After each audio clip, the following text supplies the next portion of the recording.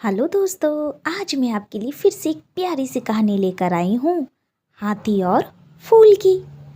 एक बार एक हाथी एक तालाब के पास खड़ा था कि वो रंग बिरंगे बहुत अलग अलग तरीके के फूलों को देख रहा था और उन फूलों को देखकर बहुत खुश हो रहा था।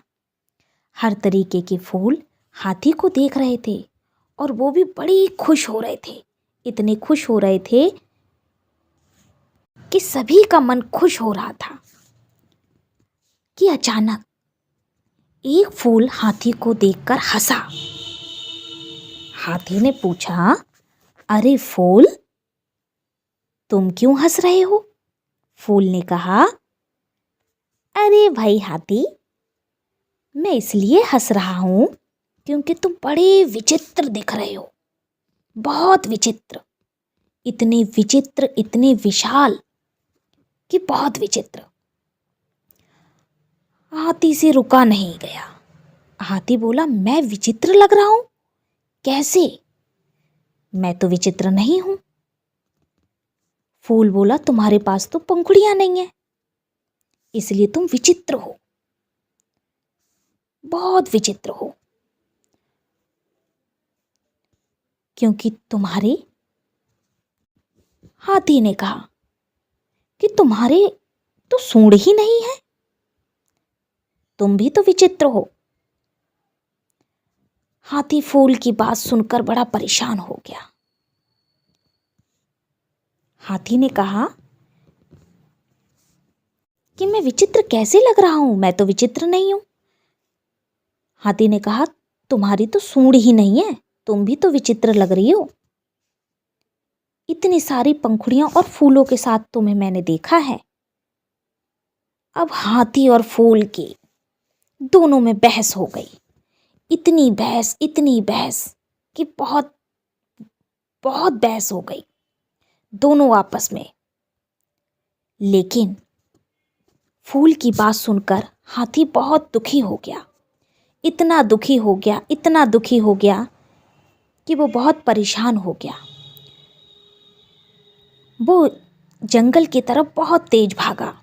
जितना वो तेज दौड़ सकता था उतनी तेज भागा और वो बस यही कह रहा था कि मैं विचित्र नहीं हूँ, मैं विचित्र नहीं हूँ। उसके मन में बार बार बातें आ रही थी, विचार आ रहा था कि मैं विचित्र नहीं हूँ। हाथी भागते ही जा रहा था। कुछ थोड़ी देर के बाद हाथी के मन में विचार आया, इस फूल ने मेरे से बड़ी बड़ी गलत बात कही है। क्यों ना मैं पंखुड़ियां और पत्तियां अपने शरीर पर चिपका लेता हूं, इससे फूल को पता भी नहीं चलेगा।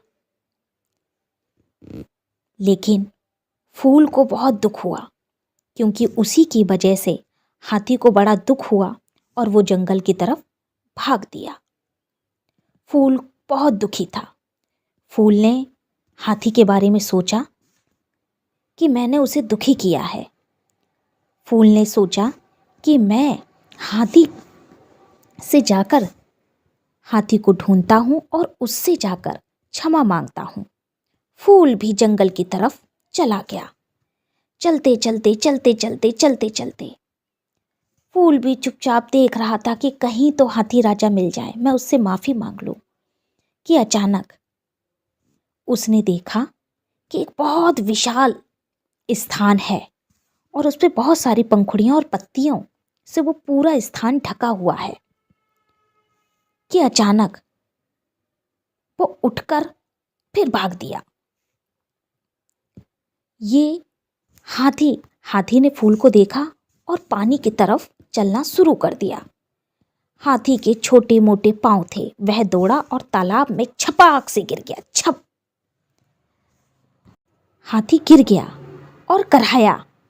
जैसे ही हाथी कराया, पूरा तालाब पंखुड़ियों और फूलों से ढक गया। हाथी ने कहा, मुझे पंखुड़ियां नहीं चाहिए, मुझे नहीं चाहिए ये पत्तियां, मैं ऐसा ही ठीक लग रहा हूं। फूल ने कहा फूल ने कहा फूल ने जैसे ही हाथी को देखा और फूल ने कहा, अरे मेरे प्यारे विशाल हाथी राजा, तुम तो बहुत विशाल हो, इतने विशाल कि मैं तो एक छोटी सी फूल हूँ, एक छोटी सी कली।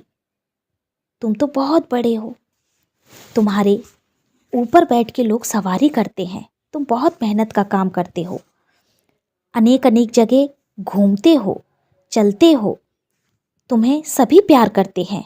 मैं तो एक नन्हा मुन्ना सा फूल हूँ, मुझे कोई भी इस डाली से तोड़ देता है और फेंक देता है।